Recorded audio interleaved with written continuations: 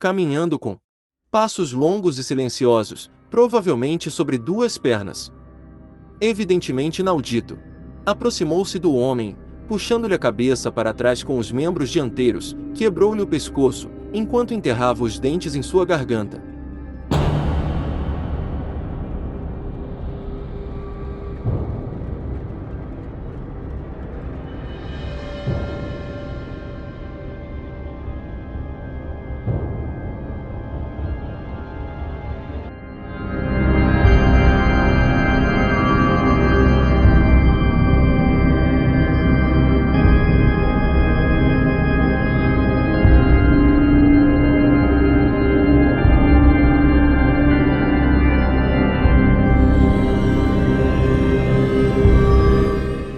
Os homens da fronteira não são costumeiramente muito supersticiosos, já que levam uma vida muito dura e prática, e têm uma curta imaginação para coisas espirituais e sobrenaturais.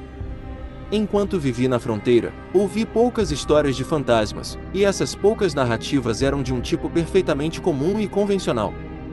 Mas, certa feita, ouvi uma história sobre uma estranha criatura que sobremodo me impressionou. Foi um velho caçador das montanhas, grisalho e castigado pelo tempo, chamado Bauman, que, tendo nascido e passado a vida inteira na fronteira, me contou a história. Bauman devia mesmo acreditar no que me narrou, pois com dificuldade logrou reprimir um calafrio em certos pontos da história. Todavia, como tinha ascendência alemã, foi, na infância, sem dúvida alguma, saturado com todos os tipos de tradições de fantasmas e duendes, razão pela qual trazia, latente em sua mente, aquelas assustadoras superstições.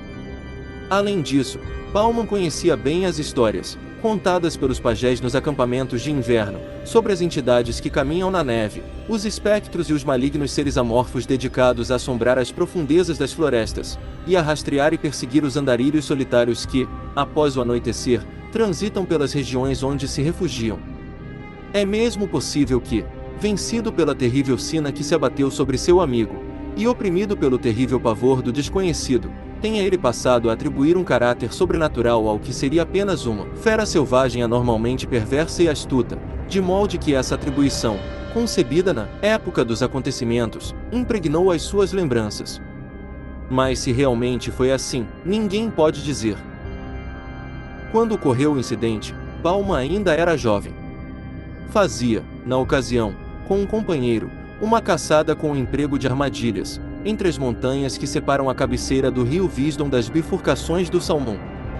Não tendo tido muita sorte, ele e o seu companheiro decidiram enveredar por uma passagem particularmente selvagem e solitária, por onde corria um pequeno riacho em que, dizia-se, havia muitos castores. A passagem tinha uma má reputação porque, no ano anterior, um caçador solitário, que havia vagado por ela, foi provavelmente morto por uma fera. Uns garimpeiros, que haviam passado por seu acampamento na noite anterior, encontraram seus restos mortais meio devorados. A memória desse acontecimento, todavia, pesava muito levemente na mente de dois caçadores que, como é frequente entre os de sua espécie, eram tão aventureiros quanto obstinados. Bauman e seu companheiro levaram seus dois mirrados pôneis montanheses até a abertura da passagem para a floresta, deixando-os num prado aberto, habitado por castores. A passagem, cujo solo rochoso era forrado de troncos de madeira morta, era impraticável aos cavalos. Então, partiram a pé através da vasta e sombria floresta e, cerca de 4 horas depois, alcançaram uma pequena clareira onde decidiram acampar, pois lá havia muitos sinais de caça. Faltando 1 ou 2 horas para o amanhecer, depois de construírem um abrigo de madeira, onde deixaram as suas mochilas, os caçadores puseram-se a caminho, margeando o rio. Dada a quantidade de madeira tombada no caminho, a região, muito densa, era de difícil trânsito, embora a floresta sombria fosse interrompida intermitentemente por pequenas clareiras cobertas pela vegetação montanhesa rasteira. Ao anoitecer, retornaram ao acampamento na clareira. Esta tinha poucas jardas de largura e os pinheiros e abetos, altos e próximos, erguiam-se em torno dela como uma parede. De um lado havia um pequeno riacho, para além do qual se erguiam as encostas íngremes das montanhas, cobertas pela floresta perene, em contínuo crescimento. Os caçadores surpreenderam-se ao descobrir que, durante a sua ausência, algo, aparentemente um urso, havia visitado o acampamento, vasculhado as suas coisas, espalhando o conteúdo de suas mochilas e, por pura devassidão, destruído o abrigo que tinham erigido. As pegadas do animal eram bastante claras, mas, a princípio, eles não lhe prestaram especial atenção, ocupados que estavam em reconstruir o abrigo, refazer os leitos, organizar as provisões e acender o fogo. Enquanto Bauman preparava a refeição, já estando escuro, seu companheiro passou a examinar os rastros mais de perto. Tirou, assim, um graveto do fogo para seguir a trilha, refazendo o percurso do intruso ao deixar acampamento. Quando o lume do graveto se apagou, ele voltou e tomou outro, repetindo a inspeção das pegadas bem de perto. Voltando à fogueira, permaneceu imóvel por 1 ou 2 minutos, com os olhos fitos na escuridão. De repente, comentou: Bauman, aquele urso andava sobre 2 pernas. Bauman riu disso, mas seu parceiro insistiu em que estava certo, e examinado novamente os rastros com uma tocha, os caçadores concluíram que os vestígios pareciam ter sido feitos, realmente, por 2 patas ou pés. No entanto, estava escuro demais para se ter certeza. Tendo discutido sobre se as pegadas poderiam ser humanas, os 2 homens, chegando a uma conclusão negativa, enrolaram-se em seus cobertores e foram dormir sob o abrigo. À meia-noite, Bauman, despertado por um ruído, sentou-se em seus cobertores. Ao fazê-lo, chegou-lhe às narinas um pungente odor de animal selvagem, e ele captou o movimento de um grande corpo, na escuridão, à abertura da clareira. Agarrando sua espingarda, Bauman disparou contra aquela vaga e ameaçadora sombra, mas deve ter errado, pois logo depois ele ouviu o estilhaçar da madeira quando a coisa, ou o que quer que fosse, correu rumo à escuridão impenetrável da floresta e da noite. Depois disso, os 2 homens dormiram um pouco, postando-se junto ao fogo reacendido, mas nada mais ouviram. De manhã, eles examinaram as poucas armadilhas que haviam armado na noite anterior e puseram outras novas. Num tácito acordo, os caçadores permaneceram juntos o dia todo e voltaram ao acampamento ao anoitecer. Ao se aproximarem, eles viram, sem grande surpresa, que o abrigo havia sido derrubado novamente. O visitante do dia anterior havia retornado, e com desenfreada malícia, havia revirado os apetrechos de acampamento e os cobertores, e destruído o abrigo. O chão, marcado pelos seus rastros, permitia concluir que o visitante, ao deixar o acampamento, percorrera a terra macia junto ao riacho.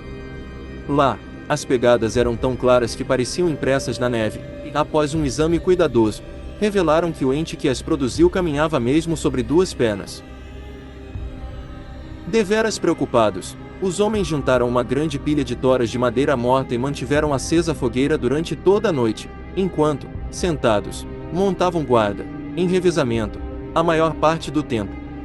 Por volta da meia-noite, a coisa desceu a floresta, atravessou do riacho e permaneceu na encosta por quase 1 hora.